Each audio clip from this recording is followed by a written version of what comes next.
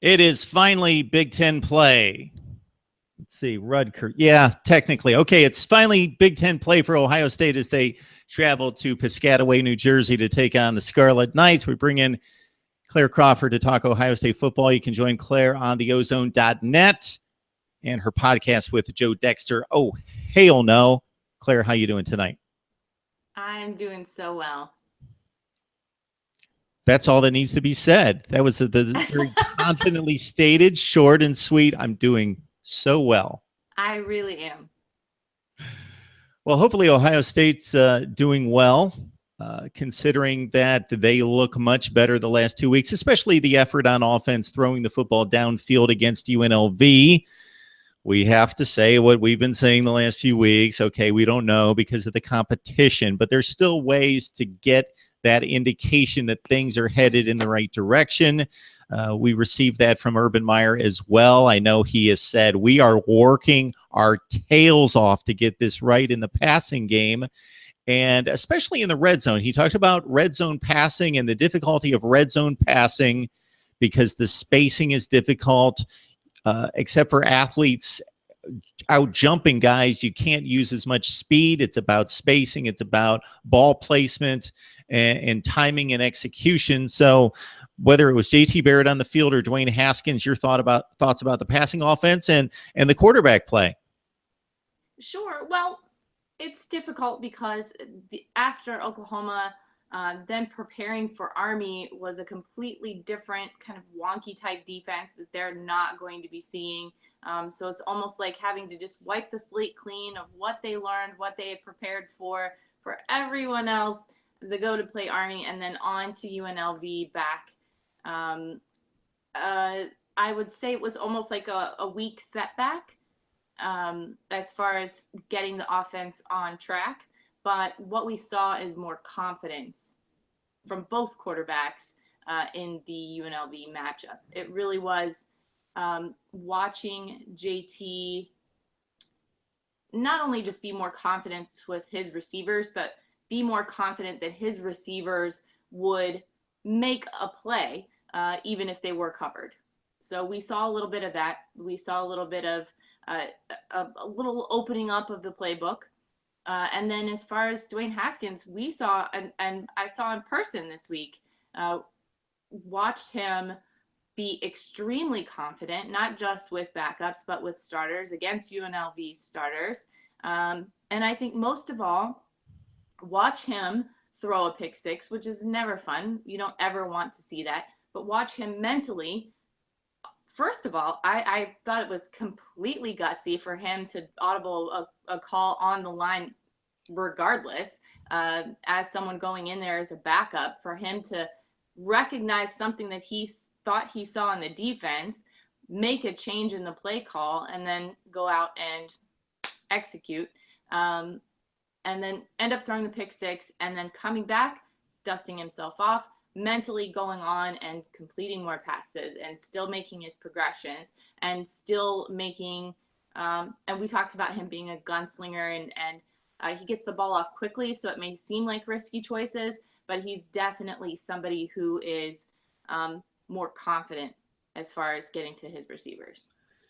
JT Barrett made a throw to the left corner of the end zone that I was impressed with because they had failed on a couple run plays. And it was, okay, it's 3rd and goal.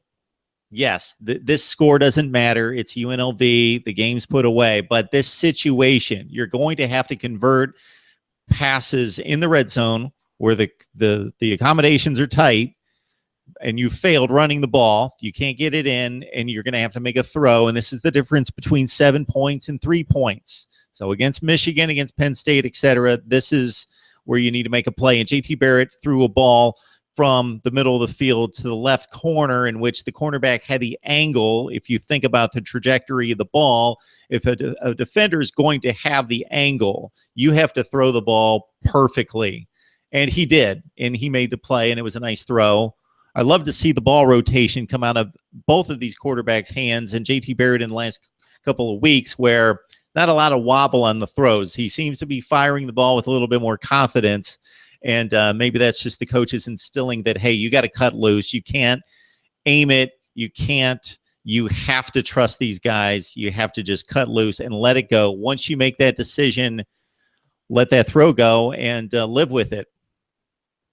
And we're seeing that decision come faster. We're seeing both. I saw JT and Dwayne Haskins both start to climb the pocket when they saw something breaking down or when they saw somebody wasn't open. We saw actual improvement in quarterback play. And I know it's incremental. And as a Buckeye fan, it may seem like it still may be frustrating.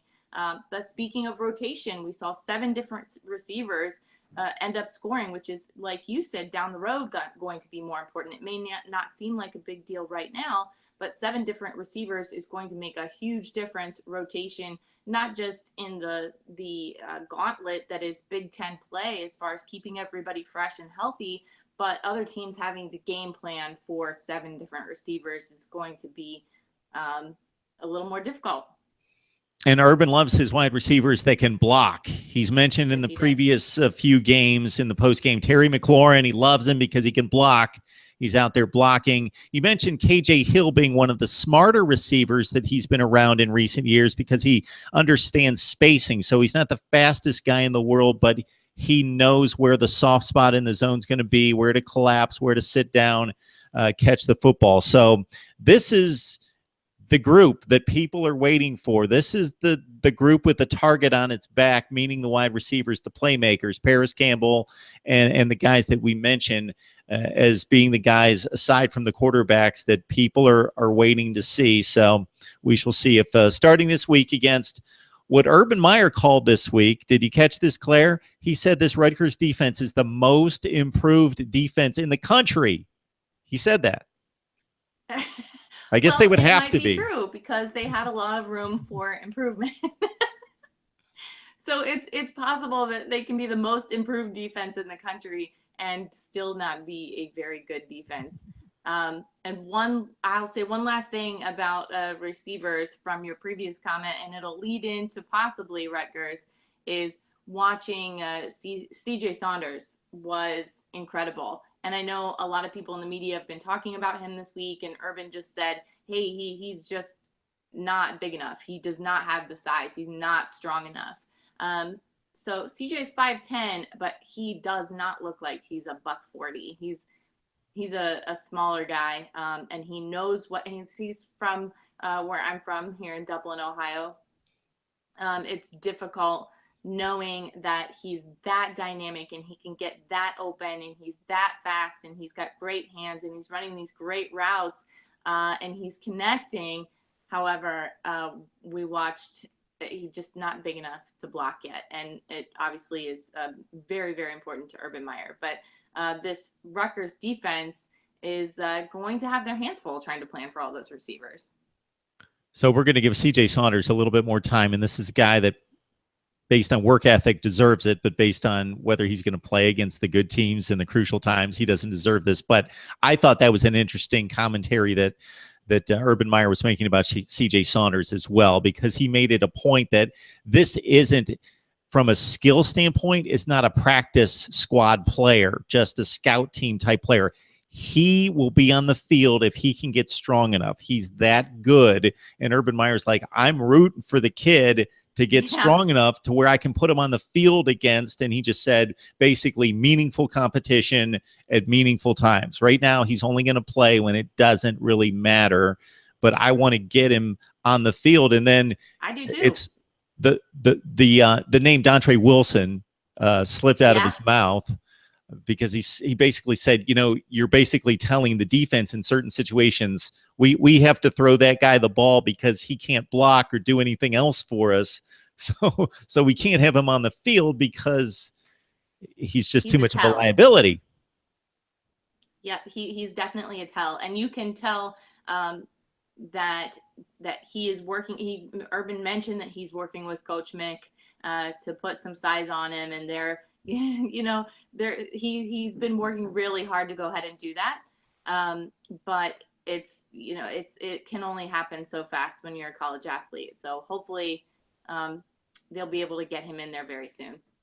For those people out there that think I know the ins and outs of every team and the personnel and the roster 1 through 100, I'm sorry, I have to disappoint. I don't know a whole lot about Rutgers personnel this year. I've yet to see them play. They opened with a very impressive showing at home against Washington, of course, a team that won the Pac-12 and made it to the college football playoff last year. This was a one-score game. It was a Rutgers lead in the second half. They finally succumbed to the higher level of talent in Washington, but they played very well in that game. They played well last week on the road against Nebraska, I guess, because again, Nebraska's proving to be pretty awful, and maybe it was two of the worst teams in the Big Ten going at it, but Rutgers, you don't expect to stay within Nebraska typically, but they did in this one, 27-17. One of their wideouts had one of the more interesting catches that you will ever see. Don't know if you saw this, Claire. It was like caught behind his back, and he rolled over, and he kept it kind of between his legs, and he kept it off the ground, so it was a catch, so I can't describe it, so check that one out on YouTube. You did a pretty good job. Something like that. It was describing it. And that's the hard part. We don't actually really know what Rutgers is made of just quite yet because of the opponents that they've faced. What I will say about them getting a quick start on Washington, I think that's probably more significant, or one of the most significant things that we can look at when comparing them to Ohio State and what might actually happen this week. What the Buckeyes struggled with in the first two, maybe even three games, we should say, is getting off to a fast start offensively. So what we did see them do is against UNLV is get a fast start, and it's something that they're going to have to do on the road against Rutgers if they want to build any kind of momentum like that. I'm seeing some names that I'm familiar with. I'm checking out the Rutgers stats here. Kyle Boland's their starting quarterback, and I had forgotten about him. He started at Louisville, actually got some playing time at Louisville, was in the pre-Lamar Jackson era of Louisville starting quarterbacks, and was kind of in that mishmash, and had a few starts for Louisville. 3 touchdowns, 6 interceptions, not overly impressive there. Gus Edwards is their leading running back. He's a transfer from Miami. I've seen him many times with the Hurricanes, had meaningful playing time with the Canes. He's at 4.2 yards per carry. Their backup running back, Robert Martin, he's been with the program for a long time and has actually been a star running back earlier in his career before Edwards transferred. And yeah, Rutgers is definitely more competitive, but they've had a lot of space to try to up the ante and up their game in recent years to catch the likes of Ohio State and Michigan. I've got a great stat for you, Claire. Between Ohio State, Michigan State, and Penn State, the combined score against Rutgers was something in the range of 245-0 last year. That does not shock me at all. With Ohio State, they put 50 on them 3 years in a row now. Yeah, I think it was like 59-0 last year. Michigan's was 78-0. Yikes. And then even Michigan State having that awful team last year that won one game in the Big Ten, they beat them like 49-0. Yeah. So with Chris Ash being defensively minded, it is a little surprising that that's happened. Obviously, he inherited a kind of a mess there, but we all know now how Urban feels about coaches inheriting a mess.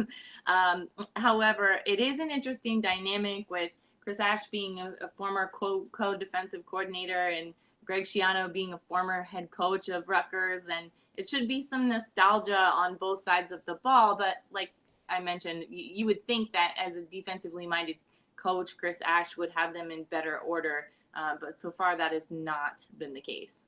Urban Meyer made the comment this week that Chris Ash had the two elements, and he noticed them right away, that you need to transition from assistant coach to head coach in big-time college football. And that's number one, you can recruit.